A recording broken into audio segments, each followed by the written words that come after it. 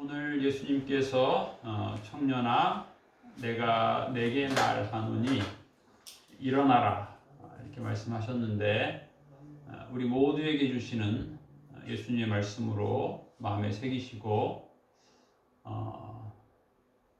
어느 부분에서 우리가 일어나야 될 것인가, 또 예수님이 청년아 일어나라 그랬는데 청년을 어떻게 우리가 또 세울 것인가 기도하는, 오늘은 청년주일입니다. 청년주일, 청년을 위해서 기도하는 한 주간 되시길 바라고요.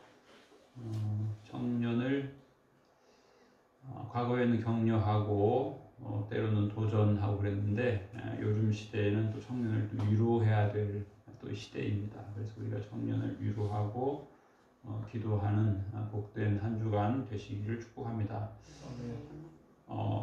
제 차 넘버가 2024인데요. 처제가 오래 타다가 좋은 차인데 별 생각 없었는데 이제 그 차 번호 2024를 제가 한번 생각해 보니까 사도행전 20장 24절이 생각나는 거예요. 사도행전 20장 24절. 내가 달려갈 길과 주 예수께 받은 사명 곧 하나님의 은혜의 복음을 증언하는 일을 마치려 하면은 나의 생명조차 조금도 귀한 것으로 여기지 아니하노라. 굉장히 믿음 충만한 그런 고백이죠. 나의 달려갈 길, 주 예수께 받은 사명, 은혜의 복음을 전파하는 일 마치려 하면은 나의 생명조차 조금도 귀한 것을 여기지 아니한다. 사도 바울의 귀한 고백인데요. 아니 과거에는 믿음이 높은 사람의 고백은 그냥 그 수준이고 나는 그 밑에로 생각했었는데, 우리가 그 믿음이 충만한 사람의 그 고백을 나의 고백으로, 그것이 어떻게 보면 지혜이고 능력이고 축복이다, 그런 생각을 하게 돼요. 그래서 여러분들이 사도 바울의 고백을 자기의 고백으로 할 수 있기를 기도했으면 좋겠어요. 그 수준은 그 수준이고 내 수준은 항상 이렇게 보지 마시고, 그게 얼마나 지혜인가, 그게 얼마나 능력이고 행복인가를 알았으면 좋겠어요. 우리가 창세기에 대표적인 인물이 많지만 그 중에 저는 이제 요셉이라고 생각해요. 요셉. 이제 그 요셉의 이제 청년기가 있는데, 그런데 이제 대표적으로 요셉은 17살 때부터 30세까지 고생을 하거든요. 13년의 고생. 우리 복음성가에 보면 세상의 유혹 시험이 내게 몰려올 때에 나의 힘으로는 그것들 모두 이길 수 없네. 거대한 폭풍 가운데 위축된 나의 영혼, 어찌할 바를 몰라 헤매이고 있을 때, 그런 가사가 있어요. 어떻게 보면 이제 이 복음성가는 요셉의 젊은 시절이라고도 볼 수 있는 것 같아요. 참 견디기 힘든 어려움. 이복 형들이 다 요셉을 죽이려고 하고 구덩이에 던져서 죽이려고 하기도 했고, 또 이집트의 노예로 팔려서 또 감옥이라고 하는 또 어두운 절망의 구더기에서 살았죠. 13년이라고 하는 세월이 오늘 우리가 교동문에서 볼 때는 하나님께서 청년아 너의 그 젊음을 즐거워해라, 너의 그 청년의 때를 마음에 기뻐해라 그러셨는데, 요셉은 참 그러기에 거리가 너무 먼 환경이 그랬어요. 어두웠어요. 절망적이고 억울하기도 하고. 그런데 요셉은 그러죠. 나를 이집트로 보낸 사람은 형들이 아니다. 하나님이다. 하나님이 큰 구원을 위해서, 하나님이 큰 계획을 가지고 나를 이곳에 미리 보내셨다. 나는 하나님의 보냄을 받은 자다. 그런데 눈에는 사람만 보이는 거예요. 나를 미워하는 사람, 나를 절망하게 하고 나를 힘들게 하는 사람만 보이는데, 요셉이 그 사람만 본 것이 아니라는 거예요. 하나님의 손길을 본, 하나님의 계획을 본 것이죠. 그 인생은 참 험한 광야 같았는데 그는 참 빛나는 믿음의 고백을 믿음의 시선을 갖고 살았어요. 그 이제 우리나라 1월달 통계에 의하면 저는 이 통계가 참 믿어지지가 않아요. 어떻게 되어 있냐면 구직을 포기한 사람, 구직을 포기한 청년이 63만 명이다 그렇게 돼 있어요. 63만 명이 여러분이 어떻게 느낄지 모르겠지만 63만 명이라고 하는 건 굉장한 수거든요.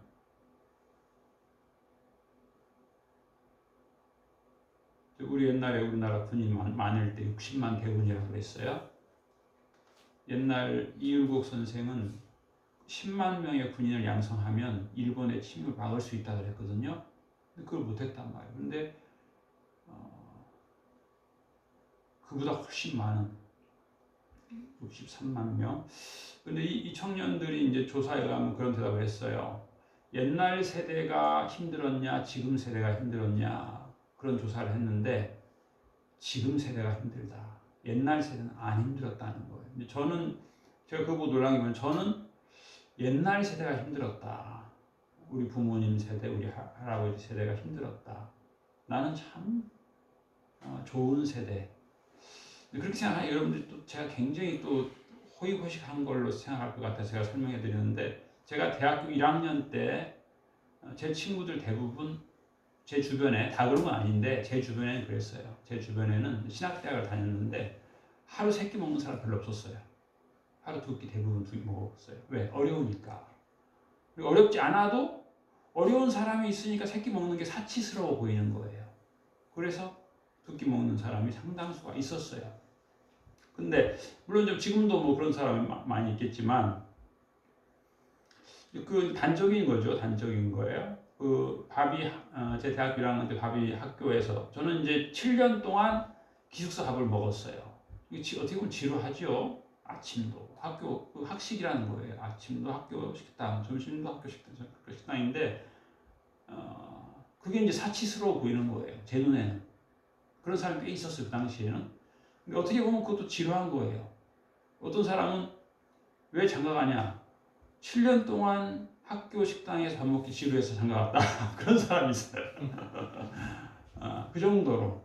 그걸 이제 소위 좀 비하한 말로 짬밥이라고 해요. 군대하고 똑같아요. 그 수천 명 밥을 먹이는 거니까 그렇게 뭐 요즘처럼 밥솥에 맛있게 하지 못해요.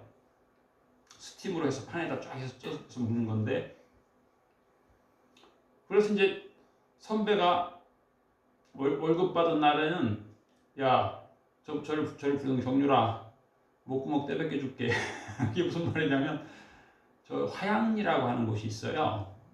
요즘 저 건대, 세종대 그 옆에 화양리 시장이 있어요. 거기 시장. 거기 가면 이제 닭 한 마리 요즘처럼 뭐 양념 그런 거 없어요. 그냥 닭 한 마리를 튀겨서 소금에 찍어 먹는 건데 한 마리가 2,000원이에요. 그걸 이제 둘이서 점심 대신 먹는 거예요. 그러면 이제 그게 목대 뱉기는 날이야. 왜? 450원짜리 먹는 사람이 그날은 2,000원으로 나눠 먹었으니까 2,000원짜리 먹는 거거든. 두 배 이상. 아주 그날은 행복한 날이에요. 그런데 이제 요즘 청년 20, 30대들이 자기 세대는 그 선배 세대, 옛날 세대보다 굉장히 불행하다라고 대다수가 말을 하는데 이 사람들은 가만히 보면 한 달에 닭 한 마리 먹는 게 그렇게 행복하지 않아요. 요즘 세대에는. 그거 뭐 일주일에 한 번도 먹을 수 있는 환경이 되는 거예요. 그런데 불행감은 높아요. 행복감은 적어요. 이게 제가 안쓰럽게 생각하는 거예요. 어쨌든 현실이 그래요. 현실이. 그리고 이제 그 중에 그 30대 중에서는 그런 말을 하기도 해요. 우리 부모는 50대에 빚내서 아파트를 샀는데 아파트 값이 올랐다. 그래서 우리 세대는 아파트 살 능력이 안 된다. 우리 30대는. 근데 저 같은 경우는 이제 어쩔 수 없이 이제 아내가 암이 걸려가지고 50대 후반에 이제 제 이름으로 아파트를 사게 됐는데 저는 제 평생에 아파트를 사는 일은 없을 거로 제가 생각했거든요. 그냥 나는 교회 2층에서 그냥 평생 살다가 그렇게 천국 갈 걸로 생각했는데 또 하나님께서 주신 거죠. 복음 성가처럼 내가 짓지 않은 큰 집을 주시리라. 큰 집을 주셔서 감사하고 있긴 한데 그게 또 이제 젊은이들 입장에서는 왜 지금 50대들은 아파트를 샀더니 값이 많이 올라서 몇 억이 올라서 뭐 부자가 됐고 우리가 살려고 하는데 아파트가 요즘엔 뭐 5억, 6억 하는데 대출이 그렇게 안 나와서 못 사고 그런 걸 또 힘들어하는 청년도 있는데 사실 그 청년은 상당히 부러움 사는 거예요. 그러지 못하는 얼마나 많은 청년이 있는 거예요.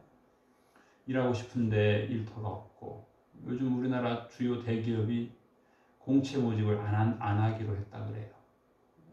경제 전망이 안 좋다는 거죠. 어쨌든 이 청년들이 지금 이제 전망이 힘들다는 거예요. 청년이 힘들어요.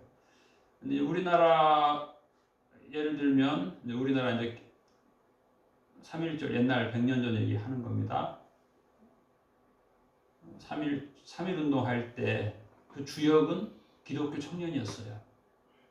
그 주역이 이제 기독교 청년회라고 하는 건데 그게 이제 YMCA 하고도 연관이 깊어요. YMCA 영맨 크리스찬 어소시에이션이라고 하는 기독교 단체가 중심이 됐는데 교회에서 독립선언문 다 찍었죠.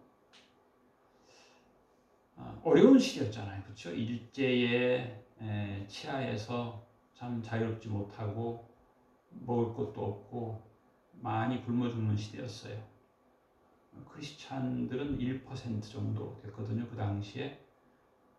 그리고 뭐 별로 인정받지도 못하는 시대였어요. 교회들은 대부분 초가집이었어요. 그런데 역사에 아주 중요한 일을 이 기독교 청년들이 했거든요. 3.1 운동이라던가 그 이후에도 4.19 이런 일들을 기독교 청년들이 주도해서 했어요. 그 이후에도 과거의 독재 정권에 대해서 항거하는 일을 청년들이 했습니다. 그 독재에 항거한 민주화 운동을 했다고 해서 도망다니기도 하고 국가에서 잡아들이기도 하고 그 어려운 시대였지만 청년들이 예수님의 말씀 따라서 이 국가의 중요한 개혁의 역군이었어요. 뭐 그 사람들이 뭐 요즘 아이들처럼 그렇게 손쉽게 닭튀김을 사 먹을 수 있는 그런 형편 아니었거든요. 어려웠어요. 오늘 성경에 보면은 이제 누가복음 7장에 보면은 이제 청년이 죽은 거예요. 그런데 보니까 아버지는 진작에 죽은 거예요. 청년이 어렸을 때 죽은 거예요. 엄마는 과부예요. 참 얼마나 불쌍해요. 청년이 죽었더라도 남편이라도 있으면 괜찮은데 남편은 진작에 죽어가지고 과부예요. 불쌍한 거죠. 또 뭐 청년이 그냥 쉽게 죽기도 하지만 오랜 병으로 고생하다가 죽는 경우도 있거든요. 그래서 한 죽은 자를 메고 나오니 이는 한 어머니의 독자여 그랬어요. 그러니까 형제가 없는 거예요. 요즘에야 독자가 많지만 옛날에는 그래도 한 집에 자녀들이 대여섯 명씩 다 있었잖아요. 그 어머니는 과부라. 과부가 우는 거예요. 남편도 일찍 죽고 절망적인데 힘든데 하나밖에 없는 아들이 죽었으니까 얼마나 힘들겠어요. 그때 예수님께서 관에다가 손을 대셨어요. 그랬더니 그 상여를 맨 사람들이 멈춰 서는지라 예수께서 이르시되 청년아 내가 내게 말하노니 일어나라. 그랬더니 죽었던 자가 일어나 앉았어요. 그리고 말을 해요. 예수께서 그를 어머니에게 주시니 모든 사람이 두려워하며 하나님께 영광을 돌려 이르되 큰 선지자가 우리 가운데 일어나셨다 하고 또 하나님께서 자기 백성을 돌보셨다 하더라. 문제는 이제 하나님께서 자기 백성을 돌보지 않으시는 것 같은 그런 시대들이 많다는 거예요. 또 그런 세대들이 요즘 젊은 세대들이 이제 그런 거예요. 기성 세대들이 젊은 세대 생각을 안 해준다 생각을 하는 거죠. 기성 세대들의 그 탐욕이 너무 커서 청년들에게 살 길을 열어주는데 제대로 못하는 거죠.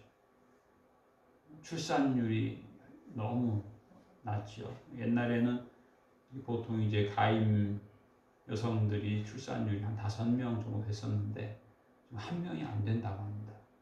이게 다 이제 기성세대 잘못이죠. 제도를 개혁을 해서 아이를 낳을 수 있는 청년들에게 좋은 주택을 제공하는 이런 정책들을 만들어내야 되는데 이제 그러지 못하니까 대부분의 신혼부부들이 원룸에 사니까 아이 낳는 게 쉽지 않은 거죠. 그래서 우리가 기도해야 되고 또 우리가 또 기성세대들이 자기 살을 깎는 노력이 필요한 거죠. 제가 이제 주일 준비하면서 이제 산책을 하면서 예수님 무슨 말씀을 하는 게 좋겠습니까? 이렇게 할 때 몇 구절이 생각이 나요. 성경 말씀이. 그 중에 하나가 이제 오늘 누가복음이고 또 하나는 마가복음 5장에 보면 예수님께서 소녀야 일어나라 그런 말씀하셨어요. 달리타쿰. 역시 이제 죽은. 또 요한복음 11장에 보면 나사로야 나와라 또 그 말씀을 예수님이 생각나게 하시더라고요.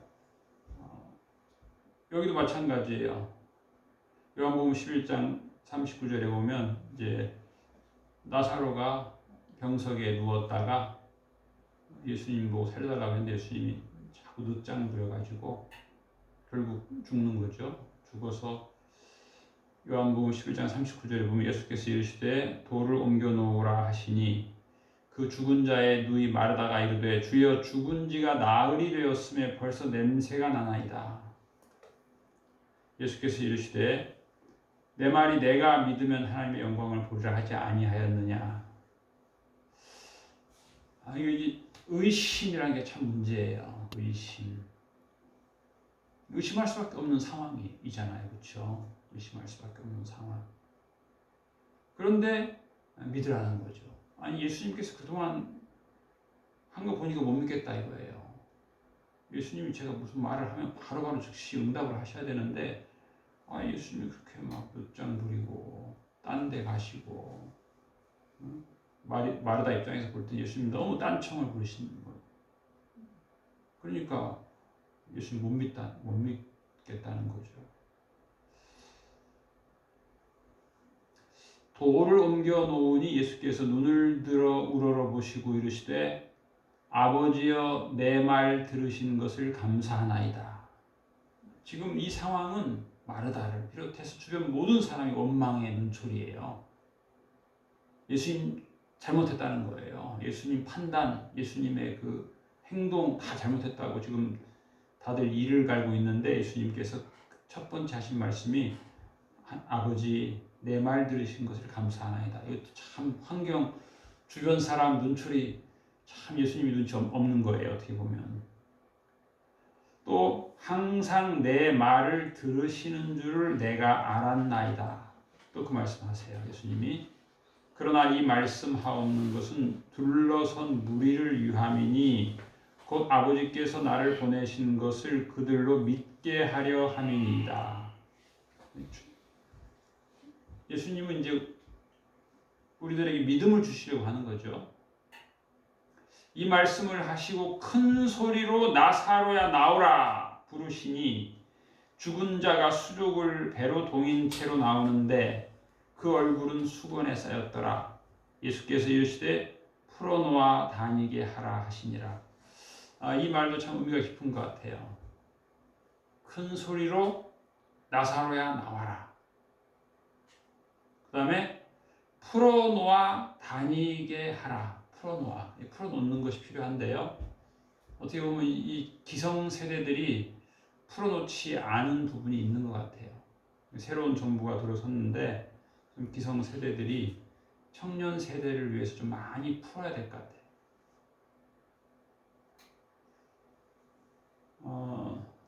대통령 취임 연설을 제가 읽어보니까 자유라고 하는 단어가 많이 있더라고. 자유, 인권이라고 하는 것도 있고 청년 인권, 청년 자유가 중요한 것 같아요.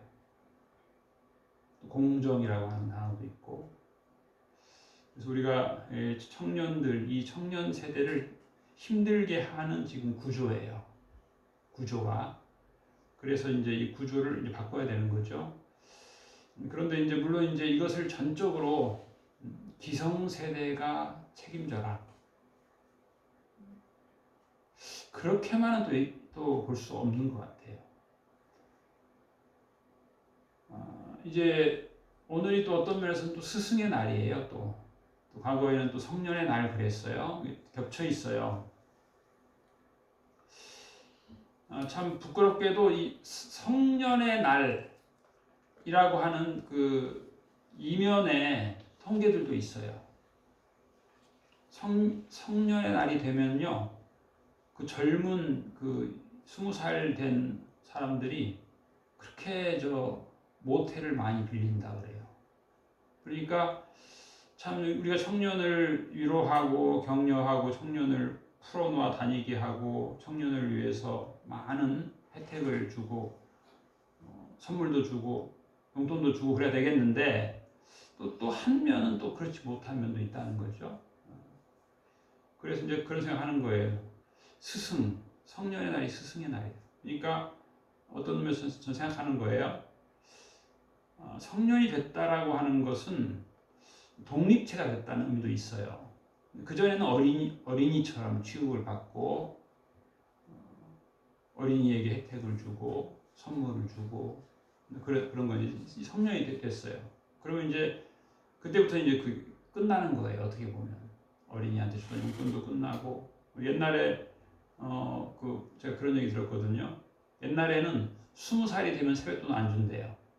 옛날에는. 요즘엔 또 그게 또 사회가 그렇지 못한 사회인데 20살이 되면 다 자기가 땀 흘려서 벌어서 세뱃돈을 받는 게 아니라 세뱃돈을 주는 나이였다고 해요. 옛날에는. 요즘엔 또 그것도 쉽지 않은 또 상황이에요.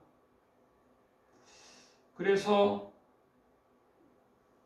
사회 구조가 청년들을 힘들게 만들었다. 그런 게 이제 요즘 20, 30대 생각이 주류예요.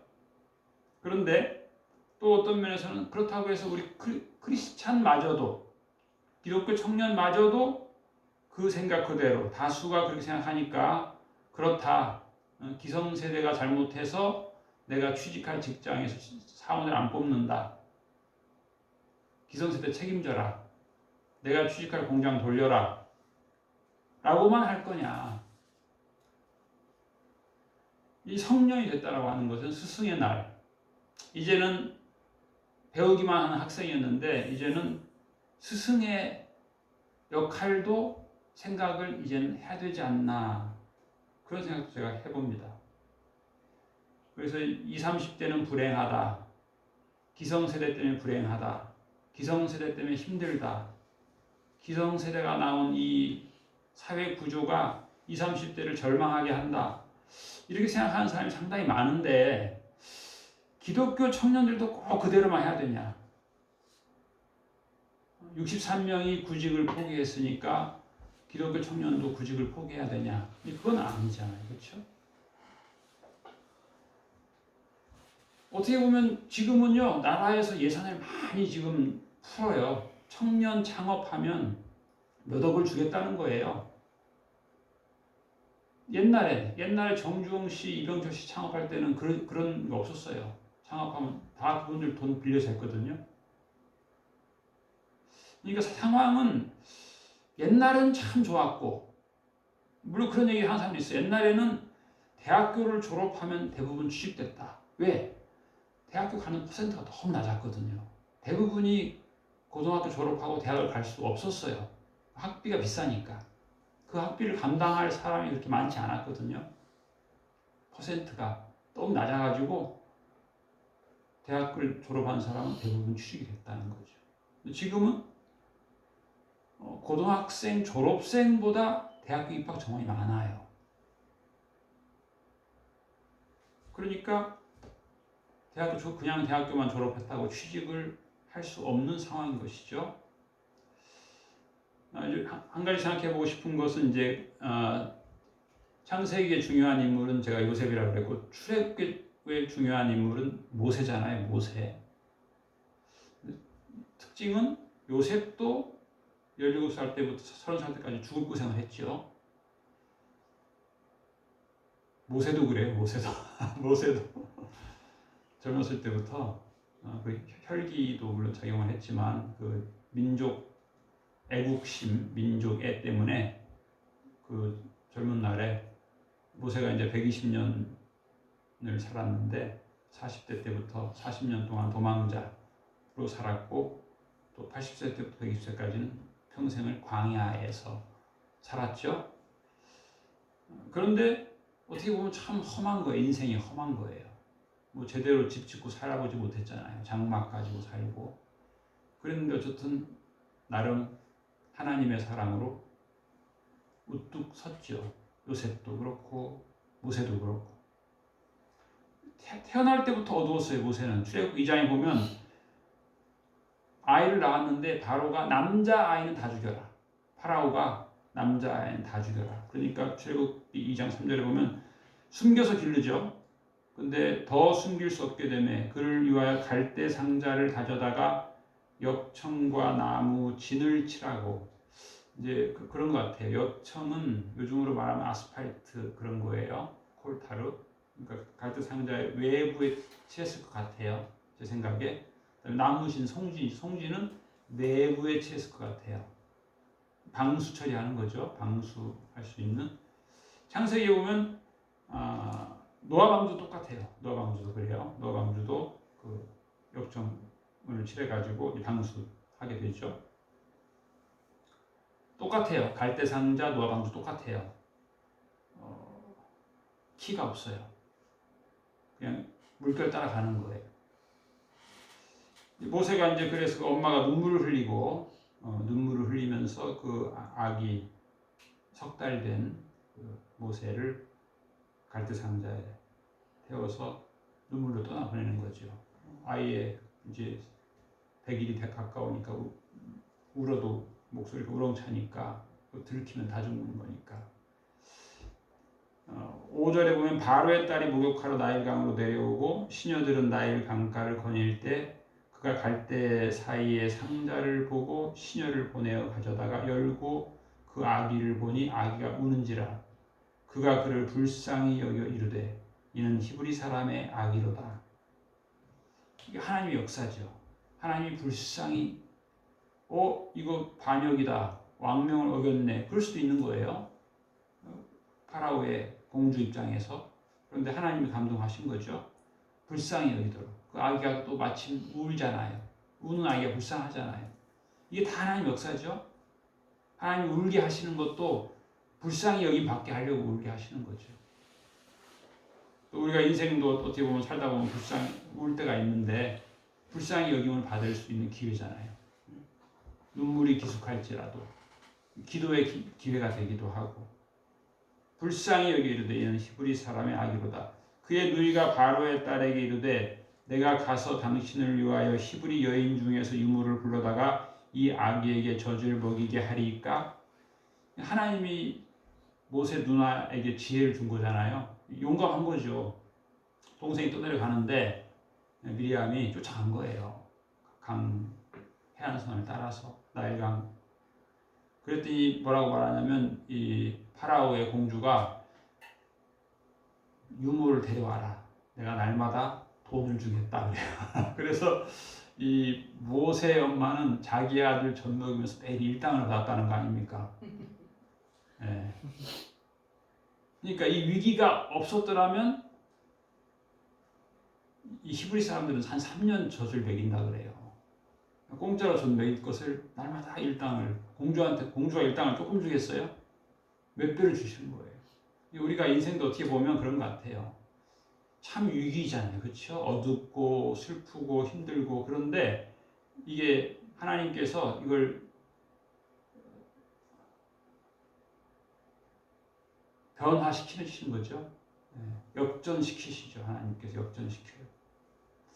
그래서 이제 이 상황을 보면서 참 갈대상자, 어떻게 보면 참 절망적이고 슬프고 참 그런 환경인데, 이로 인하여서 이제 모세 엄마는 그 동네 아마 최고로 아마 주머니가 두둑한 애기 엄마가 되지 않았나 생각해 봅니다. 그러니까 이 불행, 어두움 이런 것을 그렇게만 여길 게 아니에요. 그렇잖아요? 칠흑 같은 밤이 오고 서야 새벽 찬란한 아침이 온다, 그런 말 있잖아요. 추운 겨울이 오는 것은 봄을 준비하는 거잖아요. 그래서 우리 기독 청년들은 믿음 없는 청년들처럼 우리는 불행한 세대다, 옛날 부모님, 할아버지 세대가 훨씬 행복했다, 이렇게만 생각하지 마시고, 저는 참 하나님 은혜로 최고의 시대다 생각합니다. 최고의 시대다. 그렇잖아요. 우리 부모님들은 일제시대, 6.25 때 얼마나 고생하셨어요. 우리 크리스찬들은 더 나아가서 그 어려운 시대에 이 기독 청년들은 3.1운동에 앞장서고 독재 권력에 항거하고 또 세계에서 가장 못 살던 이 나라를 세계에서 가장 잘 사는 나라로 만들었잖아요. 그 참 어려운 형편에서 기도로, 하나님의 축복으로. 그래서 지금 우리나라는 전 세계 한 300개의 국가가 있는데 그 경제 규모가 10위라고 그래요. 10위. 국방력 규모는 세계 6위라고 합니다. 근데 이 말은 제가 못 믿겠어요. 국방비를 많이 쓴다는 뜻인 것 같아요. 우리나라가 소련, 러시아보다 국방비가 더 많다는 말도 있어요. 국방비 예산이.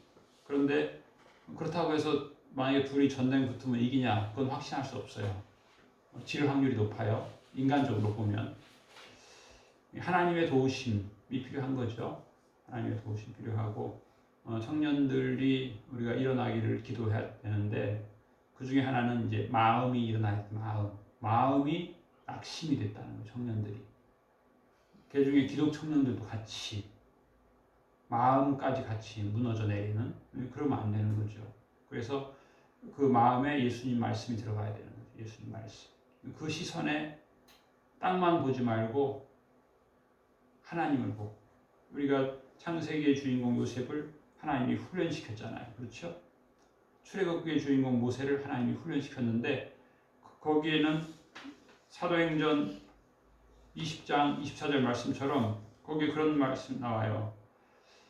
사도행전 20장 23절에는 보면 오직 성령이 각성에서 내게 증언하여 결박과 환난이 나를 기다린다 하시나.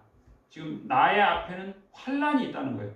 그러나 사도 바울이 내 앞에는 환난이 있다고 성령이 말씀하시는데, 내가 달려갈 길과 주 예수께 받은 사명, 환난이 내 앞에 있는데 내가 거기를 달려가겠다는 거예요. 주 예수께 받은 사명, 은혜의 복음을 전파하려 하는데 나의 생명조차 조금도 귀한 것으로 여기지 않는다.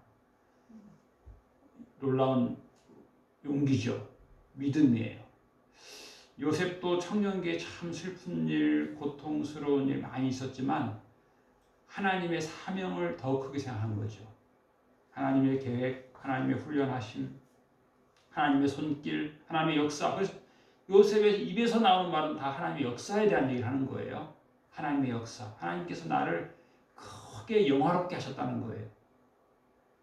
그렇게 고백했어요. 그렇게 성숙했어요. 그렇게 능력자가 됐어요. 그렇게 승리했어요. 그러니까 우리 기독교 청년들도 땅만 바라보고 힘들다, 못한다, 불행하다, 우울하다 그러지 말고 요셉처럼 승리하시길 축복합니다. 하나님의 역사를, 하나님께서 영화롭게 하심을, 하나님께서 훈련하심을 보시기 바랍니다. 신명기 16장 10절에 보면 고아와 과부와 객들과 함께 하나님 앞에서 함께 즐거워해라 그런 말씀이 있어요. 이게 참 중요한 거예요, 사실. 우리가 나라를 위해서 기도해야 되는데 나라가 이 구약에 나오는 율법이라고 하는 것은 대부분 헌법의 기초거든요. 나라의 헌법이 뭐냐? 고아와 과부와 객, 어려운 사람과 함께 즐거워하라는 거예요. 율법의 정신이에요. 함께 그 사람들과 함께 즐거워해라. 어려운 사람과 함께 즐거워해라. 그렇게 법을 만들어라. 그 뜻이에요. 여러분, 우리가 또 6월달에 선거 있는데 참여해야 됩니다. 제가 이제 내일 모레 시간이 되면 좀 과자를 좀 사가지고 도의원 후보, 시의원 후보 상권 찾아가려고 그래요. 찾아가서 수고한다 격려하고 성경에 유배되는 악법 만들지 말라고 얘기하고 이렇게 어려운 사람들을 위한 법을 만들어라. 그 얘기를 제가 하려고 그래요. 그러니까 여러분들도 시간 나시면 그렇게 하세요. 이 과거에 우리 교회가 정치가를 외면해요. 네 마음대로 해라. 그러니까 자기 마음대로 하는 거예요. 하나님의 말씀을 두려워하게 해야 돼요. 참여해야 돼요. 가서 말하고 생수도 좀 사다 주고 그래서 관심이 있구나. 내 마음대로 하면 안 되겠구나. 오직 당의 사람이 잘못하면 그거 감춰야 되는 거고 그게 아니라 보고 있다. 교회가 보고 있다. 관심 있다. 교회가 후원했다.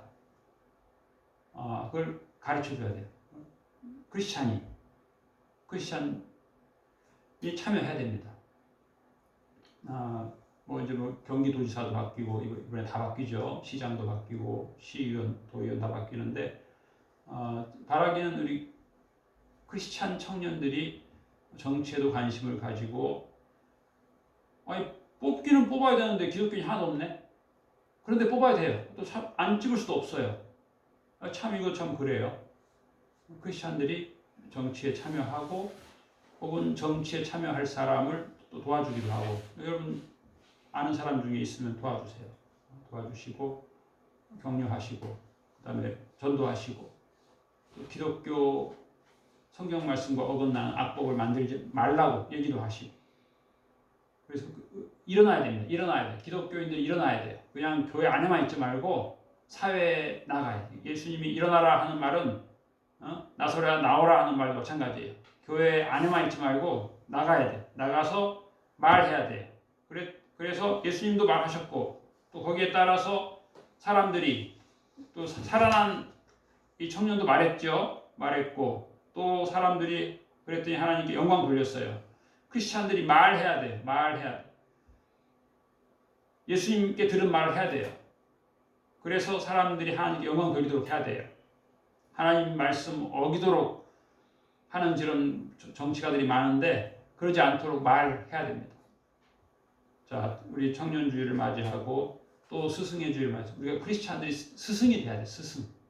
어디 가든지 스승 역할, 스승의 부끄럽지 않은 인격과 절제와 인품을 가지고 우리 크리스찬 청년들이 그렇게 사회의 스승이 되도록 지도층이 되도록 오피니언 리더가 되도록 기도하시고 우리가 또 물심양면으로 후원하고 그래서 하나님께 영광 돌리는 하나님 기뻐하시는 나라 되기를 위해서 우리 모두가 초청받았습니다. 이 귀한 일에 쓰임받는 우리 모두가 되시길 축복합니다. 기도하겠습니다. 하나님 아버지 감사합니다. 저희들을 사랑하시고 하나님 자녀 삼아주시고 저희들을 훈련시켜 주시니 감사드립니다. 우리가 즐거워하며 훈련에 임하게 하여 주옵시고 우리가 근육을 단련하고 영적 근육을 단련하고 하나님께서 원하시는 사명을 발견하게 하여 주옵소서. 요셉처럼 하나님께서 나를 영화롭게 하셨다. 우리도 그렇게 고백할 수 있는 사람 되게 하여 주시옵소서. 하나님께서 나를 보내셨다. 예수님 말씀처럼 아버지께서 나를 보내셨고 나도 너희를 보낸다. 우리가 세상을 향해서 빛과 소금의 직분 감당할 수 있는 자 되게 하여 주시옵소서. 주님 청년들을 일으켜 세워 주시옵시고 청년들을 위로하여 주시옵시고 청년들이 이 나라의 역사의 귀한 일꾼으로 사용되었는데 이제 다시 한번 청년들이 일어나서 이 나라 이 민족의 귀한 개혁의 일꾼으로 세워질 수 있도록 은총을 부어 주시옵소서. 베푸신 모든 은혜 감사드리며 예수님 이름으로 기도하옵나이다. 아멘.